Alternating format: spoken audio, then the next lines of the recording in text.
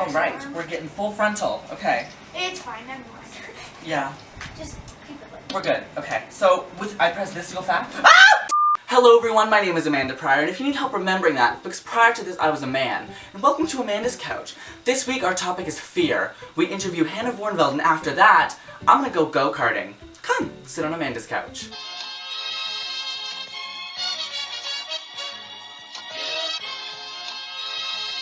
Hello, hello, hello, hello, hello. 6 more times, hello. 3 more times, hello. Say hello one more time, hello. We're here, and today our topic is fear. And we're gonna be talking about fear, to put it succinctly. I'm not really afraid of, like, what most people are afraid of. You know, like, some people are, like, afraid of spiders, afraid of darkness, afraid of, I don't know, like, afraid of, what are, like, Heights? snakes. Heights, yeah. I'm not afraid of heights, I'm afraid of falling. Which is why I put on these gigantic heels today. As you can tell, I'm afraid of falling. What I'm really afraid of is, like, okay. Let's get deeper. Let's go, we're in the ocean, we're on a submarine, and we're going deeper, you know? Like, Ocean's 11, which is not actually a movie about the ocean. So I'm afraid of, like, being forgotten. Or not being the best. Right? So, like, you know, if I do something, and if it's something I care about, I have to be the best at it. People don't like working in group projects with me, like in school, because I'm gonna take the lead control and be like, no, you don't do whatever you're doing right now, I will do it for you, and then I'll end up doing all the work. Not because I'm, like, good at working or I like working, but because it's, like, the control issues. That's, like, my biggest fear, is being out of control. I like to, like, you know, be in control of how I'm doing, how other people are doing. If it's something that's gonna have my name on it, and this thing, I have to have done every little piece on it. What was that? Yeah, fear of being the best. No, not fear of being the best. No. Afraid of, like, being forgotten, too. And fear of missing out, but not in the way that people are like, oh my god, I go on social media, and I have to post on Instagram 3 times a day because I'm afraid of missing out on, like, what the Kardashians are doing. No, Brenda, that's not what I'm doing here. What I am afraid of, like, my fear of missing out is, like, being, like, not part of the club in a way, which is sort of the same thing. Yeah. But, like, if I see a group of people whispering or talking, I have to join that conversation. And I don't know if you've ever seen me, like, around the hallways, around the world, around the trip, round trip, world tour. You see me, whenever there's a group of people talking and I'm not included in that conversation, I will make myself included in that conversation, because I'm, like, that kind of selfish person where I'm like, the audacity of these people to have a conversation that doesn't include me. And that's where actually I think a lot of my fears come from. Same with the missing out, the not being the best. It's all myself. And why should I be thinking about other people?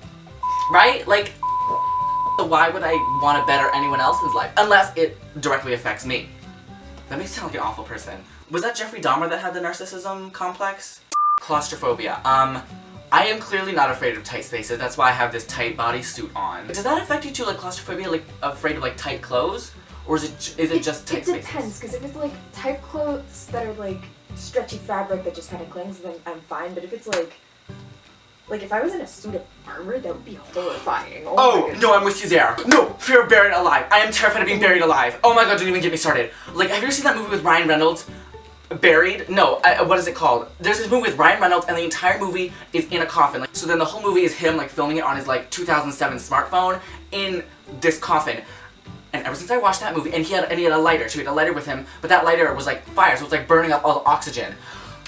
I was so scared, and the movie is dark. He's literally just in a coffin the whole movie, so the movie doesn't go outside the coffin. Like, the camera stays in the coffin the whole time, so it's just, you're just trapped watching the movie. I could not breathe when I watched it. I am clearly not afraid of tight spaces. I am clearly not afraid of tight spaces. Like, it makes my skin crawl, that movie. Oh my god. And I think it's called Buried Alive, Buried, Costco, not Costco, Casket, not Costco. Where did you get your groceries? Casket.com. Where do you buy a casket? That's a question. That is Can you get them at Costco? No, where do you, like, you know what I mean? Like, when someone dies, like, where do you get all the stuff for a funeral? Oh, maybe the funeral, no, does funeral homes sell things? Do they? Yeah. Is that where you get caskets? Yeah, you got them from the funeral place. Oh, well, oops. As you can tell, I've never died before. Fear motivates so many people. Like, so many people are motivated by fear, right? Like, people are like, oh no, I don't want to go up and do that public speaking thing. I'm afraid they're gonna make fun of me. I'm afraid they're gonna do this. Like, almost everyone today is motivated by fear, right? Like, where we should be motivated by love, where it's like, oh, I love doing this, I'm gonna do that. Where people are like, I don't know, I want to be a singer, but I'm afraid that I'm not gonna be successful, so I'm just gonna be a lawyer, right? Where you should, instead of being motivated by that fear of not being a good enough singer, you should be motivated by, I love singing, so I'm gonna do that, right? I'm not afraid of spiders, and I'm not afraid of snakes either. I mean, if a snake, like, I was in, like, Bangladesh or something, and a python was, you know, curling away its way around me, yes, I would be scared. But am I actively, like, not wanting to go to bed because I'm afraid there's a snake under my bed? No! Oh, did you ever read that short story by Roald Dahl called Poison? And I read it in summer school, because we all know I did, you know, English summer school, French summer school, all the languages summer school. I did English in summer school. And we read this short story called Poison. It was by Roald Dahl, who also wrote Charlie and the Chocolate Factory, and also the one about the girl that kills her husband with a lamb shank and then eats it. No, feeds it to the cops, so then she gets away with it. Because they ate the murder weapon. Oh yeah, you didn't know that one either? What? Yes! Okay, so there was this, it was a short story by Roald Dahl. Same guy wrote Charlie and the Chocolate Factory and all the other Roald Dahl books, obviously.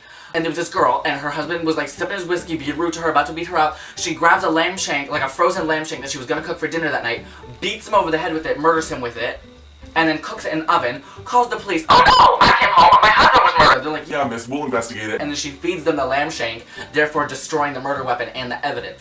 So anyway, he also wrote this other short story called Poison, about someone who is sitting there, one of the most like tense, suspenseful, denseful short stories, where this guy's just sitting up in his bed, and he thinks there's like a poisonous snake. I think it was also took place in Bangladesh, and this like snake was on his chest, and he's thinking, "Ooh, mama, there's a snake up on my chest," you know, as one does when there's a snake up on their chest.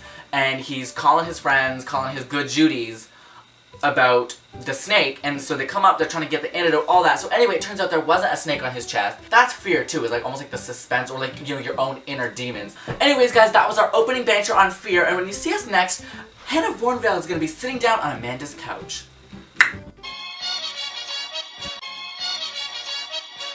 Hi, this is my little brother Isaac, who you've seen before. So, you're afraid of dark, you're afraid of witches, you're afraid of spiders. Yes.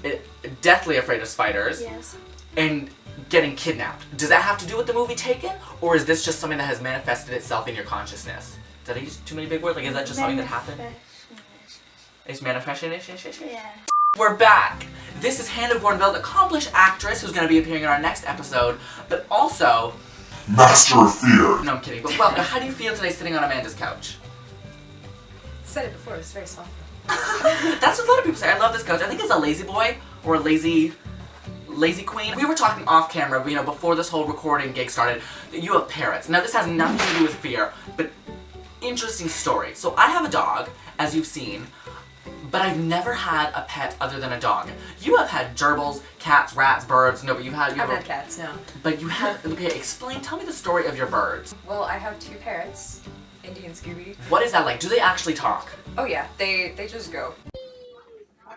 Oh dear.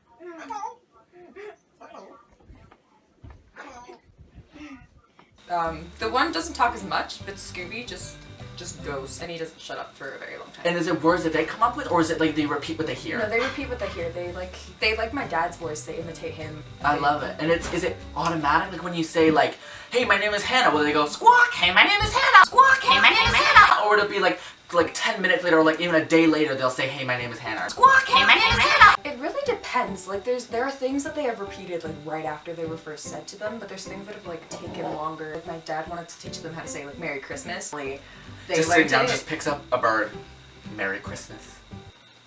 Merry Christmas. For Christmas. I thought parrots were a myth. Not that like the actual birds were a myth, but I didn't think that they actually talked. I fully thought that that was a government conspiracy made up by the media to control our minds. You know? Because that's the things I believe in. Bringing this all back to fear, what are you most afraid of? Well, I can go like the generic sort of claustrophobia, heights, sort of spiders, but then there's also like Deeper. it's kind of stupid. Not well. I don't And know. here, listen, But- this show is all stupid, so give it away, give it a go, give it a have at it. Let's hear it all. Just like for the longest time in my life, I was terrified of other people, and just like I was so afraid that like other people, I don't know if it was just they wouldn't like me or whatever it was, but just like the concept of actually talking to another human being and trying to make friends with them was like terrifying. Oh yeah, yeah. I don't know what that's like, but I know a lot of people have that. How did you get over that? Like, what were you able to do, or did it just go away on its own? Still kind of there, to be perfectly honest, but like forcing myself into situations where I had to try to make friends with people, and also just like through like the drama club at our school, I met like people who knew how to put themselves out there. So let's say there's someone watching this and they're afraid of talking to people, and they were in your shoes, let's say 5 years ago, 2 years ago, wherever it was. What do you want to say to that person? Or to younger you, to sort of speed up that process of getting there? Other people don't have everything together. They don't know what they're doing either. As much as like, there are some people who do, and those people are incredible, and I don't understand how you exist, but like, okay. People aren't scary. People aren't as scary as they seem, and you just kind of gotta get over it if you want to function and be a human. I don't know. I love that. Alright guys, that was our interview portion, and when you see us next, we're going to be participating in the Amanda's Couch tradition of special guest trivia. Hey, my name is Hannah. Hey, my name is Hannah. Do you know a lot about phobias? Are you a psychologist? Hello everyone, and we're back. Today we're going to be testing our special guests' special knowledge. Okay, we're going to be doing phobia trivia. So the first question that I have for you is, what would you fear if you suffered from onerophobia? Hint, you probably would not look forward to going to bed. Dark? I feel like dark. Close, it's the fear of dreams. I didn't know that existed. It's onerophobia, from the Greek word onero meaning dream and phobia meaning fear. I'm gonna have to look more into that. I didn't know you could be afraid of dreams.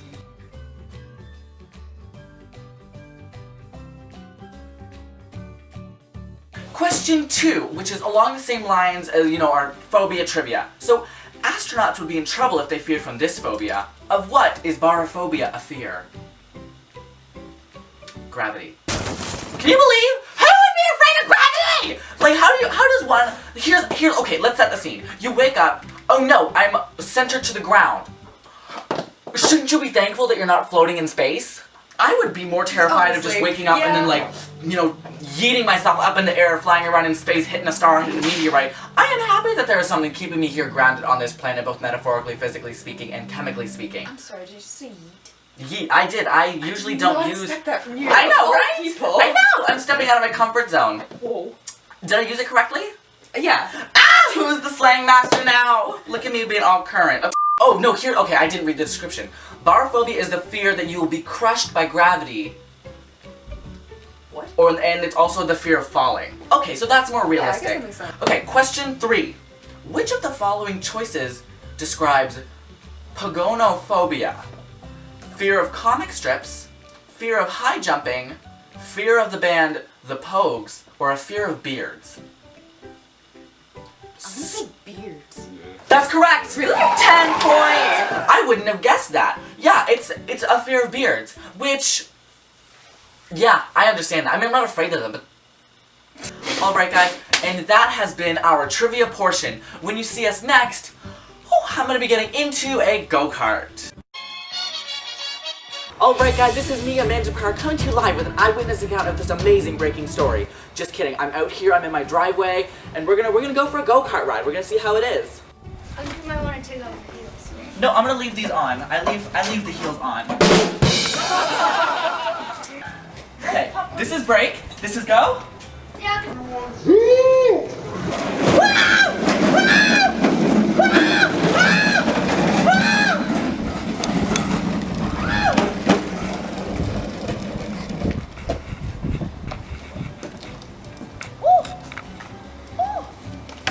Alright, and we did the driveway test. Should I go back up the driveway or should I just go on the street now?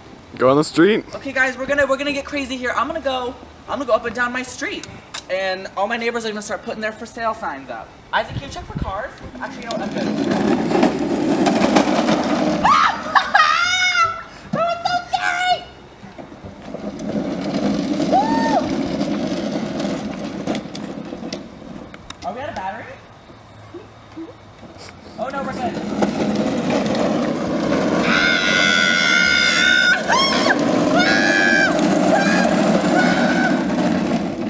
Isaac, how do you make it go fast?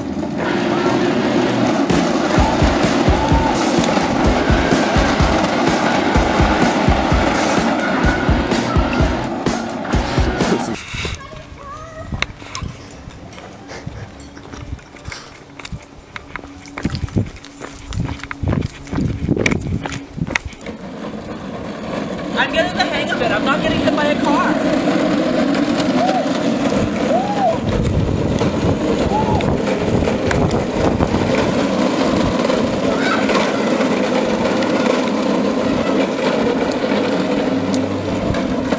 Well, that was the scariest minutes of my life, but it's okay, we survived. Woo, barely. Thank you guys for sitting on Amanda's couch. Back to you in the studio, Amanda. Ooh, there's a car coming. I got it.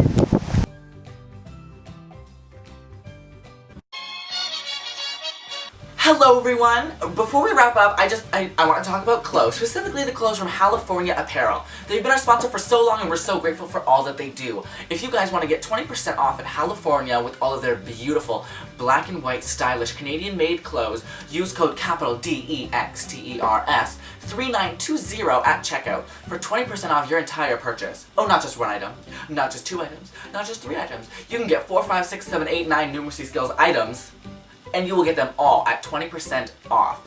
So please help support our show and get great Canadian clothes by using code capital DEXTERS 3920 for 20% off at CaliforniaApparel.com. We also have another sponsor, Rox Jewelry, which is spelled ROX Jewelry. They have beautiful vegan leather, vegan diamonds. I'm kidding, there's no diamonds and it's not vegan. But there's a vegan jewelry brand, and you can get 15% off if you use the code, all lowercase, AmandaPryor15 at checkout.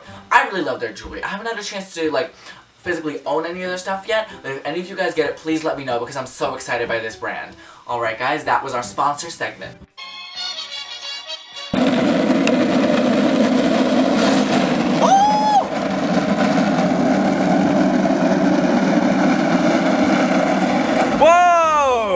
Alright guys, and that was our show. This week was crazy. We talked about my fear, we talked about Hannah's fears, I went on a go-kart ride, and it was just crazy. And the word of the week this week is Hey, my name is Hannah.